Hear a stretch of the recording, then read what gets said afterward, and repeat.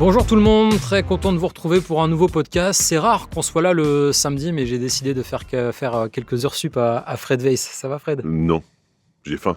T'as faim ? Ouais. Oui, mais t'as quand même le temps de parler 20-30 minutes des playoffs. Oui, évidemment, j'ai toujours le temps de parler de basket. Super. On va parler de l'une de tes équipes préférées de cette saison, les Cleveland Cavaliers, pour qui tu as toujours des bons mots. Les Cavs qui sont menés 2-0 par Détroit. Et si on n'est pas vraiment surpris du niveau des Pistons, on a le droit quand même d'être pas mal déçu par celui des Cavaliers, avec un James Harden qui est parfois presque gênant en attaque, qui met pas un shoot, qui est bousculé, en difficulté, et un Donovan Mitchell qui est un peu tout seul dans cette équipe. C'est un peu Est-ce que c'est la vision que tu as ou est-ce que tu n'es pas d'accord avec ça ? Alors, je trouve que je te trouve un peu dur avec James Harden. Alors oui, il est pas bon, mais gênant, j'irai peut-être pas jusque-là quand même, il est pas bon. Ça c'est vrai, ça c'est sûr, c'est pas ce qu'on attendait de lui, donc je peux pas te dire qu'il est bon. Donc ça ce serait un mensonge absolu, mais je sais aussi que c'est cette équipe des Cavs, sur la série précédente, ils ont pas gagné un match à l'extérieur. Donc finalement, ils sont dans leur routine habituelle. S'ils reviennent à la maison, ils gagnent les deux, ils vont remettre la pression sur Détroit, et là on verra ce qui peut se passer. À l'instant T, évidemment qu'on peut pas considérer que ça se passe bien. Détroit est meilleur, il y a pas de doute là-dessus, mais moi je mise sur le fait que le retour à la maison puisse leur faire du bien. Donc oui, ce que tu as dit, Mobley, moi je le trouve transparent, Jarrett Allen, je trouve sur courant alternatif, Donovan Mitchell, comme d'habitude un peu esselé, mais on avait vu 2-3 trucs intéressants, tu vois, Strus qui apporte quand même, on a Schroeder qui a apporté un petit peu aussi. Donc je me dis que si tout clique bien, s'ils commencent à perdre un peu moins de ballons, parce que c'est quand même vraiment compliqué pour eux, même si la défense de Détroit y est pour beaucoup, je me dis que ils vont pouvoir embêter cette équipe de Détroit qui a pas énormément d'expérience non plus finalement dans les playoffs. Donc non, j'attends que la série soit relancée par ce match à domicile. Pour revenir sur James Harden, je disais un peu gênant parce que parfois, à l'image du dernier ballon qu'il perd dans le match, en fait, c'est pas qu'il est gênant, c'est qu'on est gêné parfois par son niveau, par rapport à ce qu'on a pu le voir faire dans le passé, quand on le voit s'empêtrer comme ça dans des dribbles qui fonctionnent pas, mais je pense qu'il se frustre des prises un petit de peu. position qu'il n'arrive pas à trouver. La défense qui est sur lui le dérange un petit peu, ça le frustre un petit peu, et il a énormément de pression, mine de rien, parce que quand il est là-bas, c'était un move tout de suite, en fait, tu gagnes tout de suite. Donc il a énormément de pression. J'espère qu'il l'a assimilé, et j'espère que lui aussi, le retour à la maison va lui faire du bien. Faut se rendre compte quand même que tout le monde critique les balles perdues de James Harden sur les 8 derniers matchs. Je sais ce que Kate Cunningham, on en a perdu plus. Hein. Ouais, Kate Cunningham, c'est celui qui en perd le plus Donc tu vois, enfin, oui, il y a des shoots ratés, et ça, je peux pas l'éluder. Kate Cunningham met beaucoup plus de points aussi que James Harden. Évidemment, mais ce que je veux dire, c'est que c'est vrai que souvent, on est très focalisé sur les ballons perdus. Je suis désolé, mais Kate Cunningham en perd plus, quoi. Ouais, Kate Cunningham en perd plus, mais défend aussi mieux. Mais je suis pas en train de comparer les joueurs, et je suis pas en train de te dire que Kate Cunningham est un joueur moins bon que James Harden. C'est pas ce que je dis. Je dis simplement que focaliser sur des choses qui sont crédibles. C'est-à-dire que effectivement, il est maladroit, par exemple. Ça, oui, tu peux le dire. Mais les ballons perdus, oui, il en perd beaucoup, mais c'est pas le pire.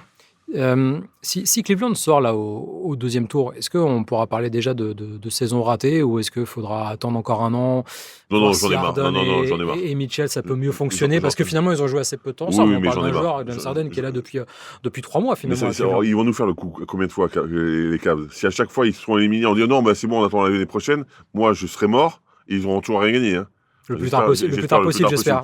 mais dans l'absolu, non, à un moment où je pense que ça va exploser. Ça risque d'exploser s'ils sont éliminés comme ça en demi-finale. On est proche de l'erreur de casting avec James Harden à Cleveland, ou est-ce que tout simplement c'était une mauvaise idée de récupérer James Harden, et que finalement on a un peu hypothéqué l'avenir en transférant Darius Garland? Peut-être que ça se passerait pas mieux si Garland était là qu'à la place de James Harden, mais t'es obligé de te dire que t'as pris un joueur beaucoup plus vieux que Garland.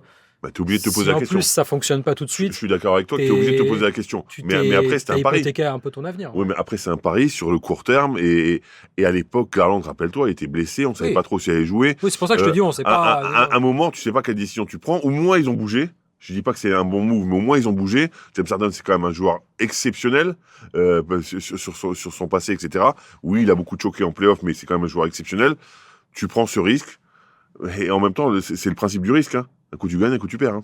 Donc moi, ça me choque pas ce move. Vraiment, ça me choque pas. J'étais plutôt content de voir James Harden. En plus, dans la saison, il a été très correct. Donc maintenant, la vérité du terrain va nous dire ce qu'il en est. Mais sur le coup, le move, ça me choque pas.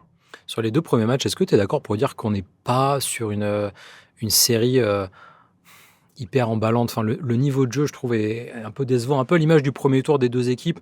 Il y a peu de moments où tu as envie de t'emballer devant en tout cas sur les 2 premiers matchs. Moi, j'ai pas été super convaincu par Moi, j'étais Détroit convaincu et par Cleveland. Détroit, par contre. Par la défense des Pistons, ça, d'accord. Les Pistons, en fait, Mais ils sont revenus à leur standard. ça reste quand même un peu Offensivement, frustre, oui. quoi. Mais en même temps, ils ont fait leur saison principalement sur la défense. Donc, non, moi, je te trouve un petit peu dur. Et en plus, les Cavs, ils ont joué contre les Raptors. Donc, ça m'avait enthousiasmé, déjà, par principe. Et ensuite, cette défense de Détroit, elle est quand même assez incroyable. Je suis content pour Tobias Harris qui est appelé choker depuis des années et qui finalement fait des playoffs plutôt très corrects.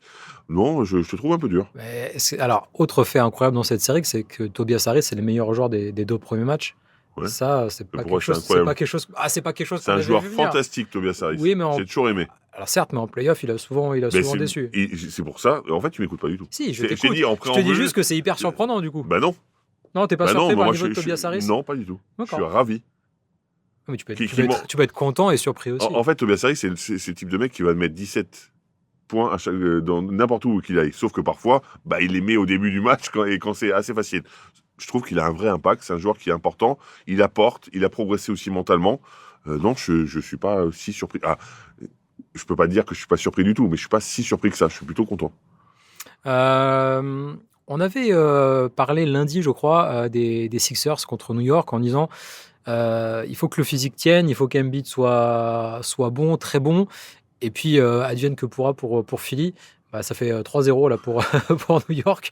On avait plutôt vu juste avec un Joel Embiid un peu court qui a raté un match dans la série, le Game 2. Et on l'a encore vu la nuit dernière. En fait, il y a une classe d'écart là pour l'instant entre New York et Philadelphie. Enfin plus même parce que Nunoby n'était pas là.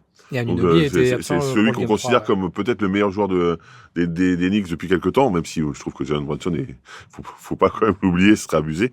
Mais oui, je pense qu'il y a une classe d'écart. Je pensais pas qu'il y avait cette classe d'écart. Je pense que cette équipe a eu du mal à cliquer, mais elle a cliqué au bon moment. Mike Brown reprend du crédit. Je pense que le coup de pression qu'ils ont pris par les Hawks leur a fait beaucoup de bien, finalement. Et tout s'est remis en place. Offensivement, quand ils sont bons, ils défendent bien. Et quand ils défendent bien, personne ne peut les arrêter. En plus, c'est là que tu vois les limites aussi de Philly. C'est-à-dire que tu as un 5 majeur qui est quand même plus que très correct, même s'ils sont maladroits sur ce match 3, c'est quand même des vrais joueurs. Et que sur le banc, c'est un peu limité, parce que je crois qu'il marque 11 points le banc. Chamet, il en met 15 tout seul. Donc en termes d'apport, tu as vraiment ton 5 majeur. S'il passe un peu au travers, c'est un peu dur. C'est quelque chose qu'on avait identifié déjà oui, bien sûr. Même la série, avant même les playoffs, que le banc de Philadelphie était très court. Quoi. Quentin Grimm, on pensait qu'il pourrait apporter un petit peu plus offensivement, peut-être, par exemple. Quentin Grimes.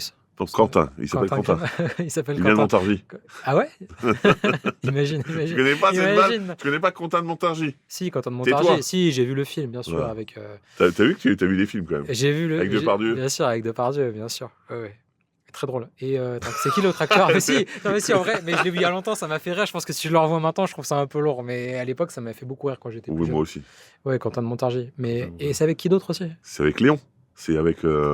Ça, c'est un duo, le film. Oui, mais celui qui joue dans Léon, le nom m'échappe. Ah oui, Jean Reno. Et il y en a un qui est fou en fait. Il est dans l'asile ou. Quentin de Montargis. Et là, c'est ça. Complètement fou. Ça, ok.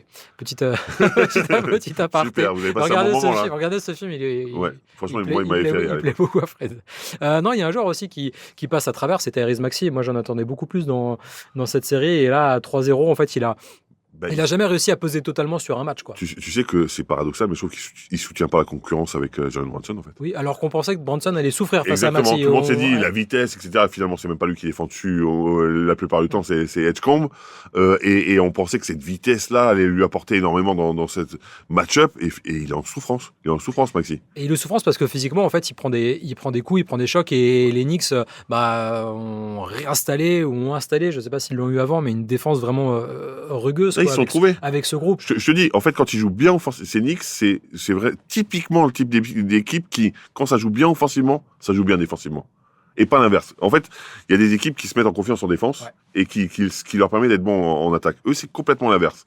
Et comme ils ont trouvé des solutions offensives, que Brunson a élevé encore son niveau de jeu, ça change beaucoup de choses. Et le truc où il faut donner beaucoup de crédit à Mike Brown, c'est le nouveau rôle qu'il a trouvé à Karl Anthony Towns sur la fin de saison régulière et surtout sur ses playoffs, beaucoup plus au centre du jeu. Il marque moins de points, il prend moins de tirs, mais il fait beaucoup de passes. Il termine des matchs à 7, 7, 8, 9 passes Il prend décisives. énormément de rebonds et il fait beaucoup de passes. Alors oui, il met un peu moins, il met que 8 points sur le dernier match, mais il fait quand même encore une fois 7 passes décisives de mémoire. Oui, il a un rôle différent, mais dans lequel il s'épanouit, je pense. Et en plus, ça n'a jamais été un intérieur excellent à la passe. Voilà, c'est un très bon shooter, mais c'est pas là où on le connaissait le mieux. Et dans ce rôle-là, en fait, il s'éclate avec des OG Anunoby, avec des Josh Hart, avec des Mikal Bridges qui coupent beaucoup vers le cercle. Et ça rend le jeu d'Enix un peu déroutant parfois parce qu'on avait l'habitude de voir Jalen Brunson toujours balle en main, travailler, appeler un écran. Et voilà, il prenait le pic. Là, en fait, tu sais pas trop Non, toujours à quoi t'attendre avec ce New point York. de fixation est hyper intéressant. Et effectivement, ça change un petit peu de Brunson. Ouais. Donc oui, mais encore une fois, je le trouve extrêmement dur. Je trouve que Karl Anthony Towns, c'est un excellent passeur. Dans ce rôle-là, on l'avait jamais vu, vu comme ça. On a vu déjà qu'il avait la vision des jeux, qu'il envoyait, qu'il avait la technique en plus.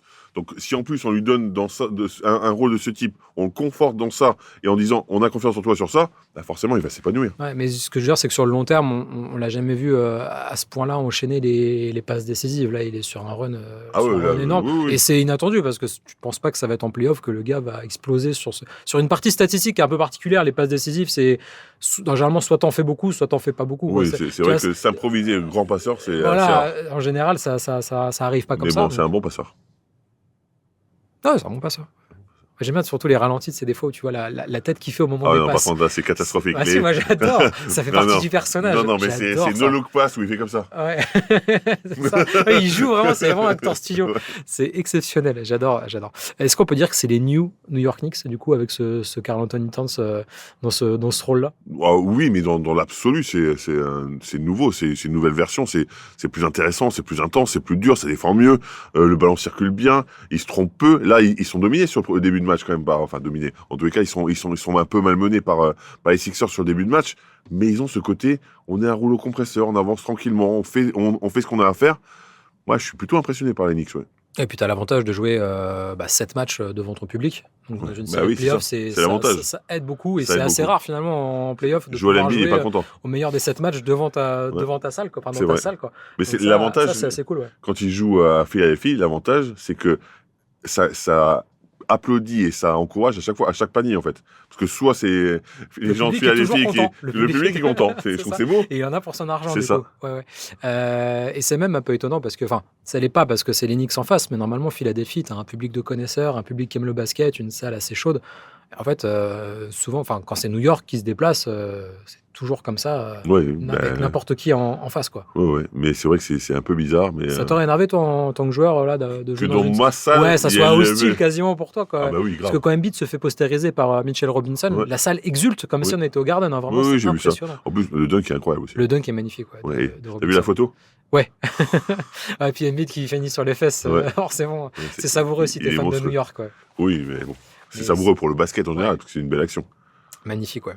On enchaîne avec l'Ouest. Vous en avez pas mal parlé là pendant l'émission, la victoire des Spurs. Mais tu nous écoutes alors? Je vous ai regardé même. Tu nous as regardé? Et alors? Je vous ai regardé. Une note sur l'émission? Xav très bon, toi un peu moins. Okay. Mais une note sur l'émission globale? 7. Et moi? Parce qu'il y avait que 2 matchs, tu vois. Donc c'était, et moi, tu me mets combien? 4. Parce que t'as pas eu l'occasion de te mettre ça en valeur. Il aurait fallu plus de matchs. Mais bon, c'est pas grave. Tu rebondis. Faut que tu rebondisses comme les Sixers. Quoi, tu vois, faut enchaîner tout de suite. J'ai enchaîné demain, mais je suis pas là, mais c'est pas grave. T'es pas là, tu reviens quand, lundi? Je reviens mardi, je crois. Mardi. Ouais, c'est les vacances. Et on sera toujours normalement dans la série Spurs The Wolves, à moins que San Antonio plie l'affaire rapidement. Et justement, j'ai envie de te dire, est-ce qu'il faudrait pas, ça va être compliqué, mais pour San Antonio, il faut quand même, je pense, vite finir cette série, même si ça risque de s'éterniser dans le meilleur des mondes pour les Spurs, parce qu'on va en parler juste après avec OKC, mais tu laisses quand même pas mal de force dans cette bataille, forcément, contre Minnesota. Et je ne sais pas si les Spurs auront la force pour enchaîner autant de séries compliquées. T'as vu leur moyenne d'âge aux Spurs ou quoi? Oui, ça joue en leur faveur. Ça joue plutôt beaucoup en leur faveur. Ils ont cet appétit, ils ont cette envie. Alors oui, effectivement, les Wolves, c'est énergivore, hein, forcément, parce que c'est toujours de l'impact, c'est toujours du contact. Mais je crois qu'ils aiment ça. Je crois qu'au contraire, moi, je suis plutôt favorable de gagner des matchs un peu dans la difficulté et aller loin pour enchaîner les matchs coup près dans la foulée. Tu vois, je trouve que c'est difficile. Alors OKC, c'est une équipe un peu particulière qui est tellement forte. Mais dans l'absolu, c'est quand même mieux de jouer des matchs plutôt que de s'arrêter tôt et d'avoir un peu moins de rythme. Donc non, moi je pense que c'est plutôt une bonne chose. Est-ce qu'on est d'accord pour dire que Julius Randle, c'est la clé de cette série côté Minnesota? Il y en a plusieurs, bien sûr, mais Moi, il y en a lui, deux. son impact, il est McDaniels et tellement Randle. nécessaire. Ouais. Parce que sur ce match-là, ils sont cata. Je crois qu'ils sont à 8 sur 32 tous les deux. Ouais, et donc, il a 5 sur 21, je crois, McDaniels. Ouais, encore fin de match, j'ai vu passer la stat, c'est un peu compliqué, même si sur la fin, il met quelques paniers qui sont intéressants. Tu peux pas, à 8 sur 32, les deux, à un moment, c'est beaucoup trop compliqué. Mais dans l'absolu, oui, je pense que Randle, effectivement, quand il a été bon, son équipe a été meilleure. Parce qu'on s'est rendu compte qu'Anthony Edwards, c'est juste un monstre, et on pensait qu'il jouerait pas, il nous fait un match comme il vient de sortir là. Ouais, mais il a besoin de soutien, même si Nasri a été plutôt correct aussi en termes de shooting. Oui, Randle est la clé, et c'est ce joueur qu'il doit être, qu'il a été plutôt, sur les playoffs et sur la saison, d'ailleurs. Est-ce qu'en plus, physiquement, il a l'avantage, je trouve, sur la plupart des défenseurs des Spurs, et il n'exploite pas assez Mais t'as vu que souvent, il est défendu par mismatch. Castle? Ben oui. Sauf que Castle, Castle défend sur quasiment tout le monde aussi. Il bouge pas. En fait, tu peux pas l'enfoncer. Randle, c'est quand même sur le physique souvent, mais Castle, c'est le même, mais en plus petit. Donc son centre de gravité plus bas, va essayer de t'amuser à le pousser, lui. Ouais, mais il a un côté buffle, Julius Randle, qui doit plus se Je montrer. te dis, Castle, va t'amuser. Là, c'est Ouais, un combat de sumo, les deux. Vraiment. Tu sais, ils font coloc. Ah, tu le fais bien. Je suis fan de sumo. Ah ouais? C'est pour ça que... Imagine. Si j'ai un jour je te vois sur un... C'est quoi ça? Comment on appelle ça? Non, c'est pas un tatami. Pas, Non, c'est pas un tatami. Je sais pas comment on appelle ça. Sur l'air de jeu. L'air de jeu, ouais, c'est ça. Et pour San Antonio, si Victor continue sur ce niveau-là... Ah non, je voulais continuer sur Ant-Man. Moi, ça me fait un peu peur de le voir enchaîner aussi vite après son alerte au genou. Je sais que tu vas me dire que c'est un joueur extraordinaire, physiquement, c'est un super héros. C'est un surhomme. Tu l'as pas vu plusieurs fois, le mec se fait une entorse. Nous, on marche pas pendant 3 semaines, le mec, il reprend le lendemain. Oui. En fait, il a des capacités musculaires, de nerfs, d'envie, d'énergie, j'ai même pas tous les mots pour te dire à quel point ce mec est pas normal. Oui, mais depuis son retour de blessure, déjà, ça se voit quand même qu'il est un peu moins explosif sur le premier pas. Et il va quand même. Il en met 32 quand même. Mais il attaque un peu moins le cercle aussi. Il se repose il a tendance du coup à se reposer un peu trop sur le shoot à 3 points, comme on l'a vu notamment. Mais est-ce que c'est lui qui se repose sur ça, ou c'est la défense de San Antonio qui l'oblige à faire ça? Ça, c'est une vraie question aussi. Oui, il y a de ça aussi. Et tu remarques quand tu vois Minnesota, tous les adversaires des Spurs, en fait, c'est un concours de flotteurs. Oui, bien sûr. C'est en permanence ça. Et tu veux attaquer Victor en frontal, toi? Si j'étais joueur là de NBA, je bosserais. En fait, je passerais ma journée à bosser les flotteurs, parce que tu es obligé face à San Antonio de maîtriser cet aspect, ce tir hyper particulier. T'imagines, en fait, ils te mettent énormément de pression sur le périmètre. Et dès que tu passes, t'as la muraille de Chine derrière. C'est quand même pas simple. Donc c'est pour ça que peut-être que lui se repose sur ça, parce que c'est ce qu'on lui donne, en fait. Et t'es obligé de te reposer aussi sur une énorme adresse à 3 points quand tu joues San Antonio. Et pour le moment, Minnesota, c'est pas trop ça de ce côté-là. Moi, j'ai la tristesse de penser qu'avec DiVincenzo, ça pourrait aller mieux. Alors c'est tout l'un tout l'autre avec DiVincenzo, mais c'est quelqu'un qui doit tourner aux alentours de 40% quand même. Oui, donc, il y a un match qui va finir à 6 sur 8. Exactement, et ça change beaucoup de choses. Ouais. Donc ça, il faut pas l'oublier non plus. Et de l'autre côté, Victor, à ce niveau-là, s'il arrive à concilier et la défense et l'attaque, comme on l'a vu sur le match 3, là, ça devient un problème insoluble. T'as vu qu'il se gère plus. C'est-à-dire qu'il ne se jette pas sur tous les ballons pour aller contrer tout le monde. Il y va quand il sait qu'il a une vraie opportunité. Alors, il compte pas à chaque fois, mais il sait que sur ce coup-là, il y a une possibilité. Si tu te jettes sur tous les ballons, à un moment, tu vas t'épuiser. Il a déjà appris du match 1, en fait. Il a déjà emmagasiné cette expérience. C'est une éponge, il a appris Victor. de ses erreurs hyper rapidement. Ça, c'est une éponge. Pareil, c'est assez impressionnant. Si tu pouvais faire la même chose, ça serait merveilleux. Parce que moi, je fais des erreurs. C'est ce que me dit Jacques. Ouais, mais parce que je fais pas beaucoup d'erreurs, donc j'ai pas besoin de... Ouais, mais tu fais pas beaucoup d'erreurs, mais t'en fais. J'en fais, forcément. Ouais. D'autres choses à dire sur les Spurs et les Wolves? Non, récupérer l'avantage du terrain, c'était le plus important. C'était le plus important. Et maintenant, j'ai du mal à imaginer Minnesota pouvoir se sortir de ce bourbier, en fait. Oui, moi, je me disais, si Minnesota passe, il faut qu'ils prennent le troisième. Oui. Parce que là, ça veut dire qu'il faut gagner. Si tu veux sortir de la série vivant, il faut au moins gagner 2 d'affilée, là, je pense. Donc ça veut dire le prochain à domicile, plus encore à San Antonio. Courage. Ouais, costaud, quoi. Ouais, j'y crois. Et il faut se rappeler quand même que sur le premier match, ils ont le tir de la gagne, San Antonio, en plus. Qui est un excellent tir. Qui est un très bon tir. Donc, tu fais pas partie des gens qui disent qu'il fallait prendre temps. Évidemment que non. Ouf, merci beaucoup. Mais je regarde le basket, en fait. Et tu connais le basket? Alors, j'ai pas dit que j'y connaissais, je regarde. Ah, mais tu peux pas je regarde pas comme ça. Tu peux pas avoir plus ouvert que ce shoot-là, en fait. Non, franchement, il est parfait. Et surtout avec Champagny qui, pareil, fait du dégât à 3 points. La dernière série avec le match entre le Thunder et les Lakers, ça sera d'ailleurs cette nuit sur les antennes de BeIN et seulement sur BeIN Sport. OKC en rouleau compresseur, les Lakers impuissants. C'est déjà le match de la dernière chance pour LA. Et j'ai pas l'impression que tu y crois beaucoup après. Je crois pas du tout. On n'y croyait pas déjà avant. On n'y croyait pas du croit tout. Encore moins après ces 2 premiers matchs. On imaginait un 4-0. En fait, le problème, c'est qu'on peut pas dire qu'OKC joue super bien. Non, il y a une marge énorme. On a l'impression qu'il y a une marge énorme. Et pourtant, ils sont à 17-18 points devant à chaque fois. Enfin, donc tu te dis, c'est pas possible. Non, mais c'est la faute des arbitres. non, mais ce que je veux dire, c'est que je vois pas comment ils peuvent s'en remettre. J'aimerais, hein. En plus, je pense que je l'ai déjà dit plusieurs fois, je suis plutôt fan des Lakers, moi, mais à un moment, il faut être conscient des réalités. Je vois pas comment tu peux battre OKC à ce niveau-là. Alors oui, tout le monde va me dire, Jalen Williams n'est pas là, oui, sauf que Jimmy Mitchell est exceptionnel. McCain, franchement, quel ajout incroyable. Et Shea est pas merveilleux, et pourtant il fait ce qu'il a. Par contre, un joueur qui est merveilleux, Chet est merveilleux sur ces 2 premiers matchs. Oui, en plus, comme on va à Los Angeles, il pourra continuer à essayer de faire l'acteur aussi. Peut-être il pourra. C'est des réalisateurs dans la salle. Parce il joue le dans flop, Thriller. Le flop avec oh LeBron, là, c'était affreux.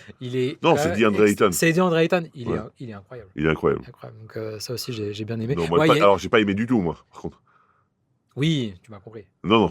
Mais il y a une montée en puissance de Chet Holmgren et qui profite aussi, je pense, de l'absence de Jalen Williams parce qu'il a plus de ballons. Parce que c'est lui le numéro 2 de cette équipe. Moi, par contre, là où je suis pas d'accord avec toi, c'est que aussi fort soit AJ Mitchell ou l'apport de Jared McCain. Jared, hein, c'est ça. Ouais. Sans Jalen Williams, j'ai du mal à imaginer le Thunder aller jusqu'au bout, en fait. Alors, on parlait pas d'aller jusqu'au bout déjà, on parlait de jouer contre les Lakers. Mais pour ensuite, les Lakers, ça va. Il n'y a pas besoin de Jalen Williams. Moi, je continue de penser qu'ils peuvent gagner sans Jalen Williams. Gagner le titre sans Jalen Williams. Ouais. Alors, je n'ai pas dit que ça se ferait pas dans la douleur, etc. Hein, mais je pense qu'ils peuvent le faire. Ok. Là où j'ai un doute, c'est que Jalen Williams, il apporte des choses que personne d'autre peut faire dans cette équipe. Mais je me répète, je ne considère pas que ce soit facile. Je dis simplement qu'il y a dans cette équipe des joueurs capables de prendre un peu le relais, d'apporter autre chose, parce qu'effectivement, il est seul à apporter certaines choses, mais je pense qu'ils peuvent le faire, vraiment. Okay. Ce qui est intéressant aussi, c'est que quand on a parlé de McCain, on n'a pas parlé, mais on voit ce qu'apporte Dawson Moore. Il y a des joueurs comme ça qui sont arrivés à la trade deadline et qui ont boosté leur équipe, et d'autres formations qui ont été éliminées. Voilà. Coucou les Rockets, qui n'ont rien changé à leur formation. Qui n'ont pas apporté de meneur, jamais. Qui n'ont pas apporté de meneur, alors que Dawson Moore, c'était franchement, t'imagines la différence? Ouais, ça pouvait être sympa. Et au final, tu t'es vautré, quoi. Bah oui. Et des équipes qui n'ont pas bougé. Et puis les équipes qui ont pris des risques, ça marche pas, ou ça oui, marche mais comme Cleveland, mais au moins tenter le truc. Mais finalement, tu vois, tu me rejoins en début, tu me disais James Harden, et finalement, ils ont bien fait de tenter. Non, je suis d'accord. Oui, mais on est sur l'erreur de casting, mais au moins on a tenté le casting. On a tenté de changer le casting.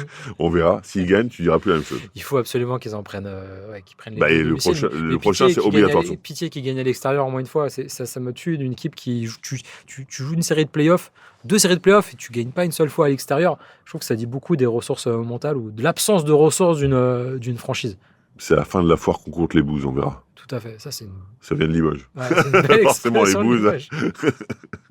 Et puis dernier truc qu'on voulait aborder, c'est David Adelman qui a été confirmé par Josh Kroenke, le propriétaire des Denver Nuggets, après le fiasco un peu. J'allais dire le fiasco de Denver. Marque de confiance, mais on peut déjà penser que la saison prochaine, il faudra que ça aille très loin, sinon il pourra être en danger, le fils de Rick. Oui, moi je pense que c'est important. Je pense que c'est important de donner sa confiance. Je pense que c'est important de justement de pas surréagir. Oui, ils se sont complètement plantés, c'était nul, c'était pas agréable. Il y a eu beaucoup d'erreurs. C'est pas seulement le coach, mais oui, laisser un peu de continuité. Tu vois, moi, ces équipes qui ça marche pas, allez tout de suite on change tout. Je suis pas sûr que ce soit mieux. La continuité, le travail, c'est important. Par contre, l'année prochaine, ce sera sa dernière chance, clairement. Le facteur blessure, c'est aussi ce qui le sauve, parce que ça a empoisonné toute la saison de Denver.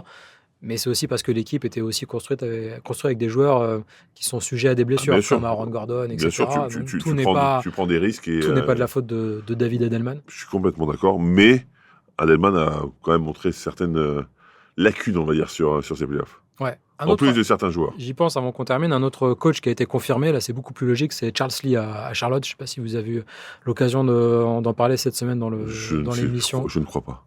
Ah, c'est une, En fait, là, on c'est fait le une- podcast pour. c'est une pour belle ça. news. C'est une belle news en vrai. Oui, c'est Charles normal, Smith. c'est largement mérité. Hein. C'est totalement mérité. Franchement, c'est magnifique saison, enfin magnifique deuxième partie de Deuxième saison, partie de saison. de Charlotte. Charlotte, tu les vois où l'année prochaine?